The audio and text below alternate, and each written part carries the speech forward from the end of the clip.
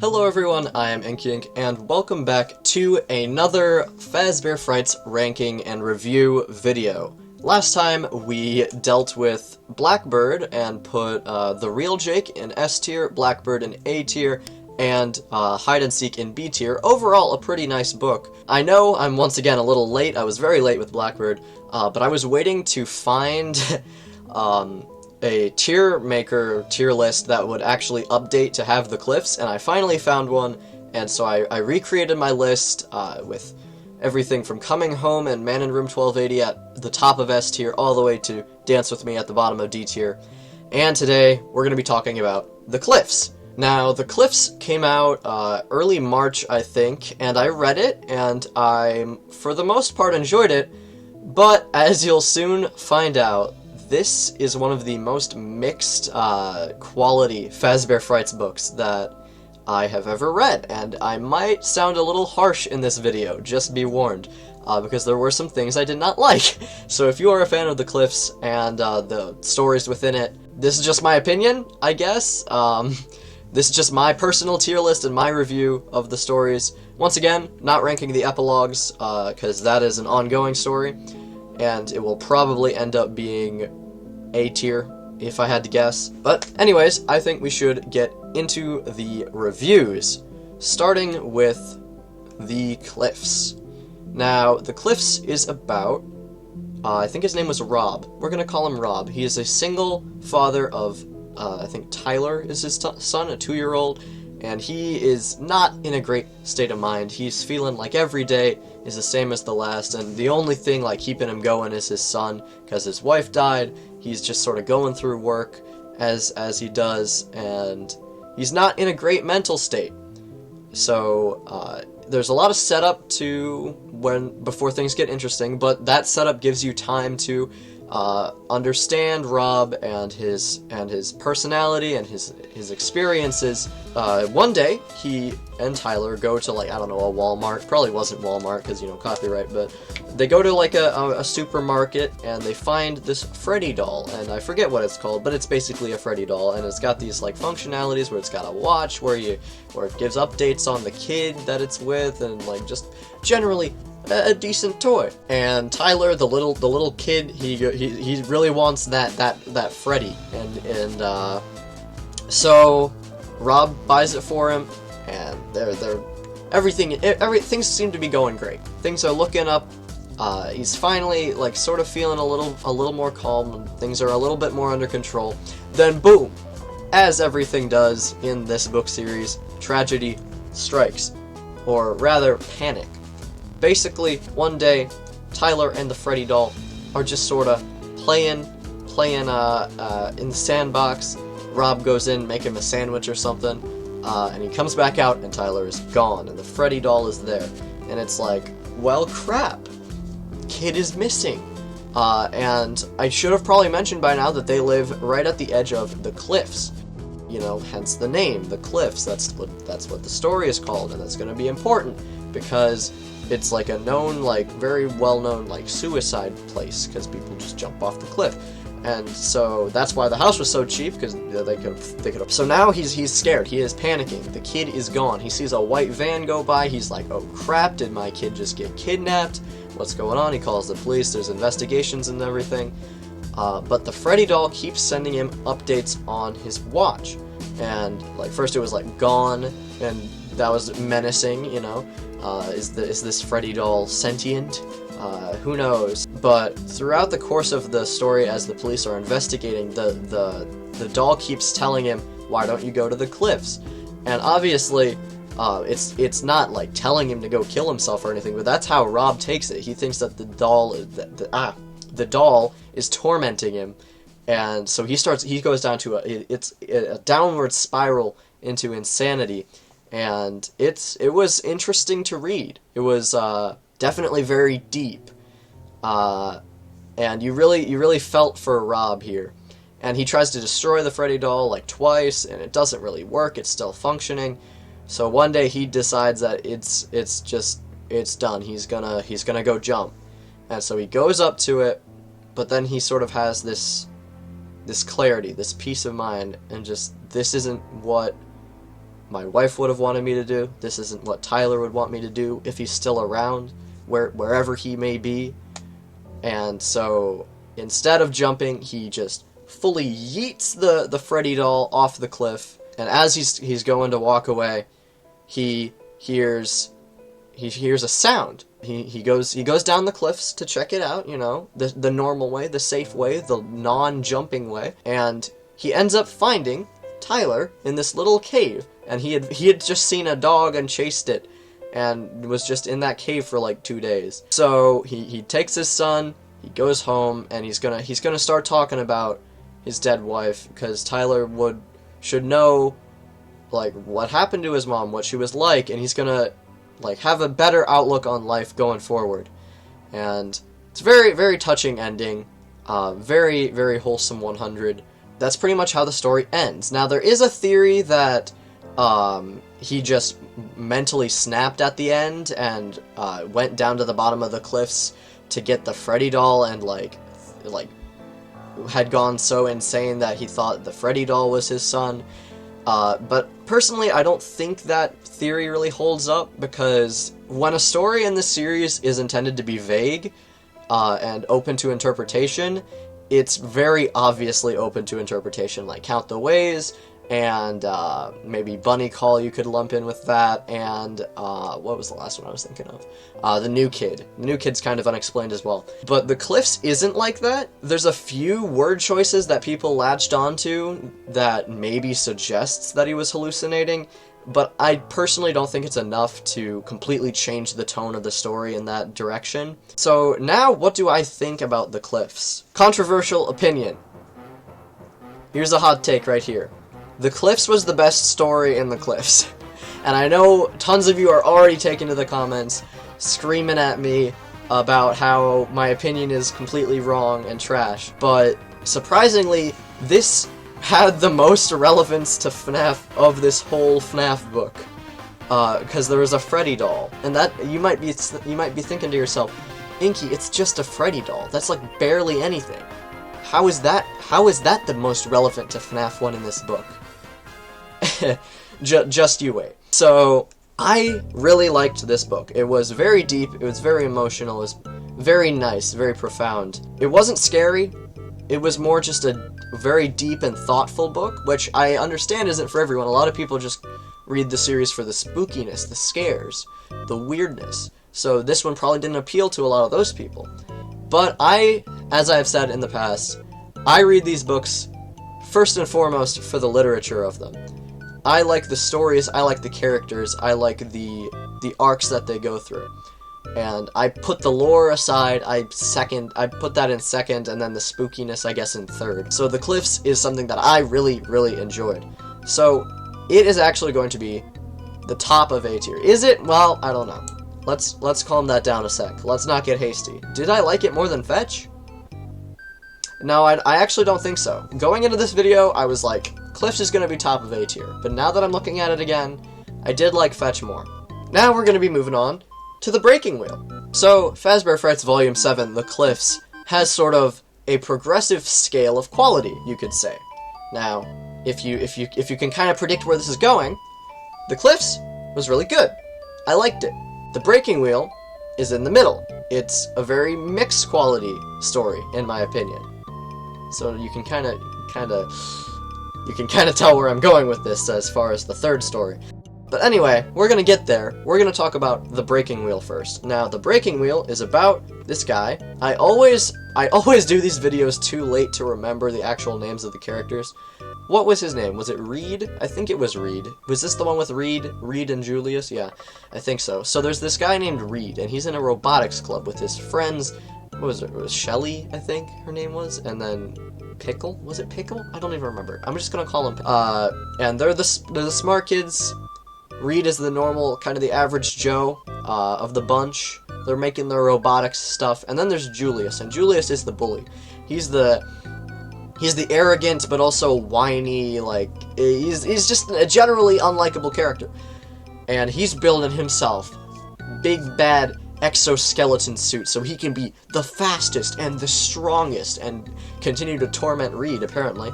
After some interference, his thing, he was whining about how Pickle, his remote was interfering with Julius's exoskeleton. I'll just probably call it an exoskeleton for now. And so he's all whiny about that, and at the time you're like, okay, well, that's cool, I guess, but that's gonna be important later. Very important later. As everyone's leaving, Julius is like, hey, check out my exosuit, bro. I'm gonna use this to torment you when it's done. I'm gonna, like, lock you in it and make you do stupid things. And Reed was like, okay, sure, buddy. Why don't you try it on and show me? And so Julius puts it on, but, like, I forget what happens exactly, but something goes wrong. He gets an electric shock, because he's an idiot. He didn't design it well. He gets knocked out for a little bit. And while he's knocked out, Reed has a little plan. He goes, you know what? This Julius kid, he really sucks. So here's what we're gonna do. We're going to lock him into the exosuit. Exoskeleton. I might just call it exosuit now. I don't know. And we're gonna leave him here all night. And it's gonna be a nice little payback, a little bit of his own medicine, you could say. So he locks him in. Julius wakes up. He's all mad, very mad. Reed just books it out of there, heads over to Shelly and Pickle's house. Then we get to the middle of the story, where it's kind of boring. I'm gonna be real. There's not a lot that happens. There's a little mental conflict with Reed where he goes, should I have done that?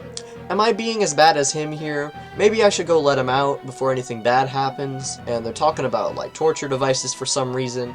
I guess that the Breaking Wheel relevant title.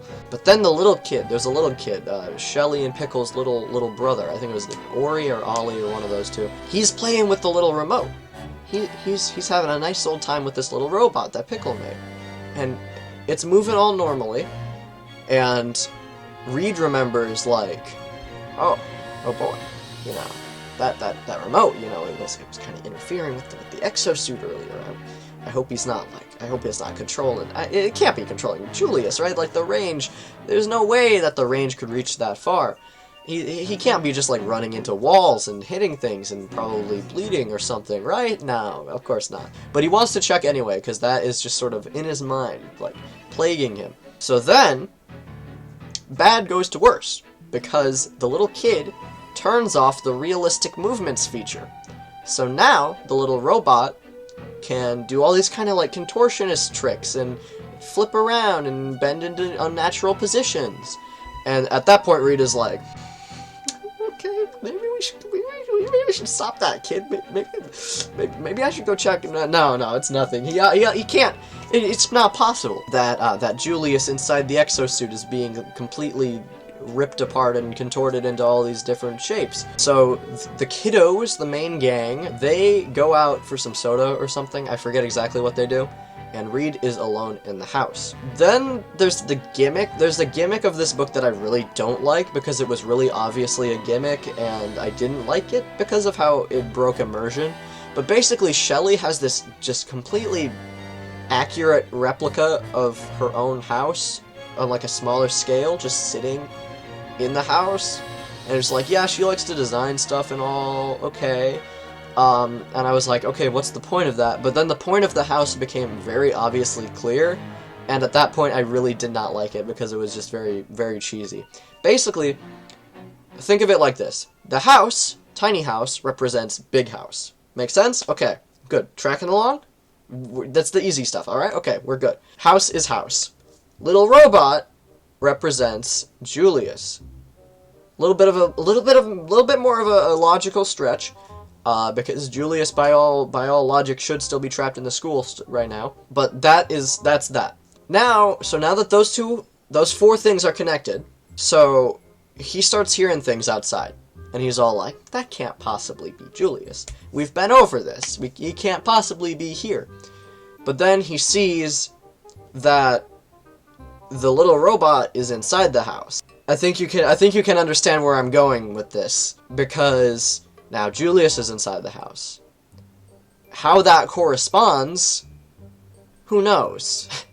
Don't think about it too hard. It's just a gimmick, and I don't like the gimmick because of how obviously it is that it's a gimmick. And it leads up to this big reveal where He's looking behind the little, he's looking at the house, and then suddenly Julius springs up from behind the house. How did he get inside? Who knows? How did he get out of the school? Who knows? I have a theory, but long story short, everything that Reed was thinking has come true. Julius is a mangled mess of, like, bleeding everything and stuff, and he's all contorted and meshed with all the robot parts, and he's basically a monster.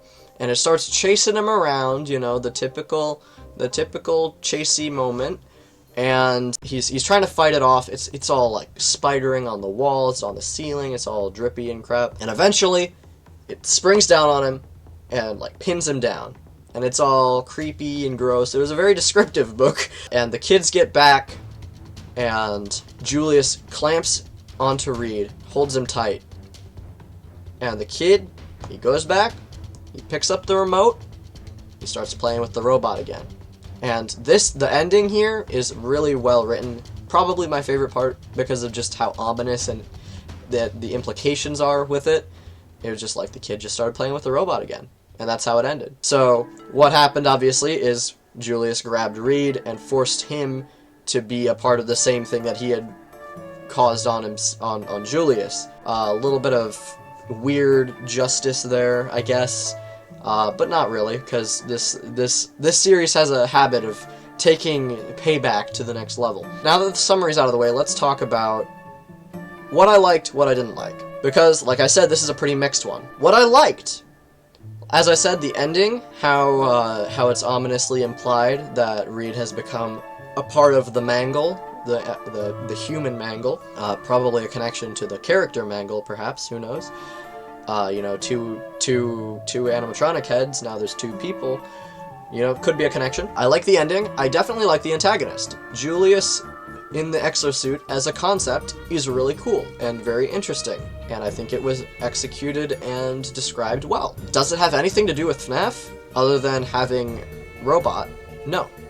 There's nothing in this book there's nothing in this story that is even remotely connected to FNAF. Which is a huge hit, because this is a FNAF book. That obviously takes points away. Those are the two main things that I like about this story. The things I don't like about this story are, as I said before, the gimmick with the little house and the little robot, and the pacing. The pacing was a bit bad. There was a lot of just drawn-out nothing happening, and those are my two main problems. So we got two good things, two bad things.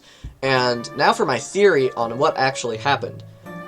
I don't think that it's the real Julius. And hear me out here. They say in the book multiple times that the range of that remote that is controlling the robot is like maybe like a foot outside the house, maximum range. So obviously, by the logic that the book set up itself, it is impossible for the real Julius to be the monster that attacks Reed. Now here's what I think did happen. Since Reed is all confused and feels guilty and concerned about this mental image and scenario that he's created for Julius, I think that because we've seen this happen before in, like, Fetch, kind of. The concept was sort of introduced in Fetch, expanded in Bunny Call, and in the Flesh. I think that this monster is a physical manifestation that was created by these fears that Reed had. And obviously, that is a big part of how this book series works, so I don't think it's all that far-fetched. Anyways, that's my fun little theory. Where do we put the breaking wheel? Do I put this in B tier or C tier? Do I like it more than 1:35 a.m.? That's actually a tough one. I really don't know. I think it might actually be top of C. It's going to be bottom of B or top of C. Let's just put it in bottom of B for now.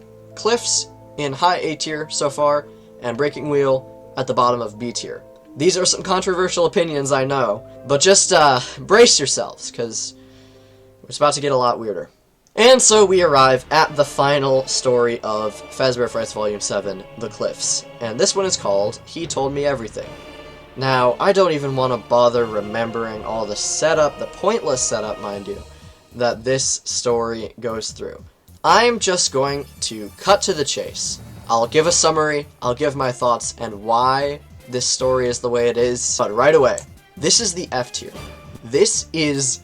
Dance With Me was alright. all of these books, all of these stories, so far, throughout the series, have had some merit to them, and I liked them at least a bit. I didn't like Dance With Me all that much, but it's an alright story. He Told Me Everything is the first F tier, because it is the first story in the series that I actively despise. And I know that's making a lot of people mad once again, but I hate this story. It is so pointless, it has nothing to do with FNAF, the twist is weird and unsatisfying, and the setup is so long without any payoff other than getting to know this unlikable protagonist. So we have Kiddo. I don't remember his name. I don't care to remember his name. He's a jerk. He's unsatisfied with his life. He's not contented with anything. He wants to ditch his old childhood friends to be with this new smart crowd in this science class that has been described as a cult. And there's a lot of setup for him just like trying to get in with this crowd. And there's talk about this lock-in retreat over the weekend at the school, and that he wants to go to it, but you're gonna have to, this crazy science teacher is like, you're gonna have to pull one of your own teeth. And those at that point, he's like in high school or something, those are permanent teeth. So, like, that's a big deal, and he didn't want to do that, so he gets one of his old baby teeth, you know, smart lad, I guess. We'll see how that pays off. He goes in, it's a very short story too, it's not even that long, the third stories are usually very long. He goes in, he puts the tooth in the Fazgoo. Literally the only connection to FNAF in this entire story are the letters F-A-Z in front of something completely unrelated to FNAF. Like, this is the Faz-Kazoo. You know? It's the Faz-Kazoo, guys. This is the Faz-Slinky. Fazbear Entertainment Products. For sure, right here. That's basically the extent of how far this goes with the FNAF relevance at all, and it's stupid. So he goes in, he puts it in the thing, and it like connects to his finger, and it's all weird. And it's supposed to, I think it's supposed to have a gross out factor, but it doesn't. It just doesn't. And he takes a nap, and it's so far not working. Almost all the other kids are like leaving, and they're all like weird and like calm and peaceful, and they're like, they go up to the science guy and go, he told me everything, or she told me everything, and then they leave. It takes a lot longer for him. There's eventually this little pink blob that starts forming, and over time, throughout the hours, it eventually becomes like a copy of him, and it starts taking his like organs and stuff and basically becoming him, assimilating him into itself. And he's all like, "Oh no, I was such a bad person. What? Oh no, I'm gonna die. Oh no, I'm so sad. This is payback, I guess." And yes, it is. I don't feel sorry for you, my friend. You're kind of a very bad protagonist. And I get that that's what it's supposed to be, because you're supposed to feel this payback. But it's not even that satisfying, because when you think about it, it doesn't accomplish much. So eventually, the weird clone of him goes out and goes, he told me everything, because Kiddo at the last second was like, gave him things to do, like treat them all well, make a good life for yourself, and like love them or whatever. It was like, that's nice, that's okay, good. Why didn't you do that earlier? You're only seeing that now at the end of your own life. So great, good for you. And then the clone walks out. And then it ends. That's the end. It's stupid. It doesn't make sense.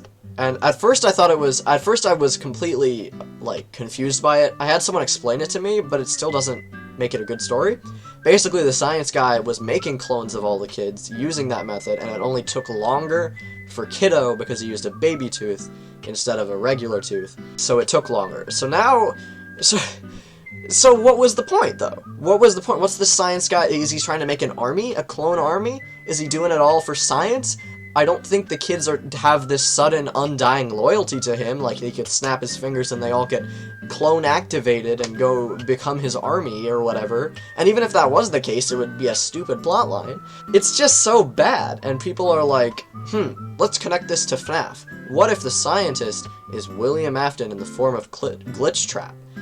Glitchtrap recruiting volunteers for his Glitchtrap army. But the thing is, there is no Glitchtrap army in the canon. There isn't. Every attempt before Vanny and the player character, if the player character is not Vanny, which we probably are Vanny in FNAF VR, every attempt before that failed. Jeremy did the face thing, and Glitchtrap wasn't able to control him because he died.